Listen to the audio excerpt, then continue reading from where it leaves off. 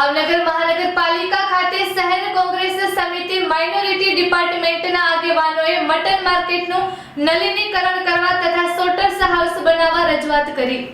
આજરોજ ભાવનગર મહાનગરપાલિકા ખાતે શહેર કોંગ્રેસ માઇનોરિટી ડિપાર્ટમેન્ટના આગેવાનો સર્વશ્રી પૂર્વ કોર્પોરેટર ઇકબાલ આરબ તેમજ કાળુભાઈ બેલીમ, સબીર ખલાણી, એડવોકેટ સાજીદભાઈ કાજી, ઇલિયાસભાઈ વાડુકડ, મુર્તુઝાભાઈ વિરાણી તેમજ યુનુસ ખોખર, ઇમરાન શેખ, રજાક કુરેશી વગેરે આગેવાનોનું બનેલું પ્રતિનિધિ મંડળ મેયરશ્રી, કમિશનરશ્રી, સ્ટેન્ડિંગ કમિટીના ચેરમેન તથા વિરોધ પક્ષના નેતાશ્રીને રૂબરૂ મળી એક આવેદનપત્ર સુપ્રત કરી માંગણી કરેલ છે કે હાલ ભાવનગર શહેરમાં જમનાકુંડ વિસ્તારમાં જે મટન માર્કેટ આવેલી છે તે બિલકુલ જર્જરિત હાલતમાં છે,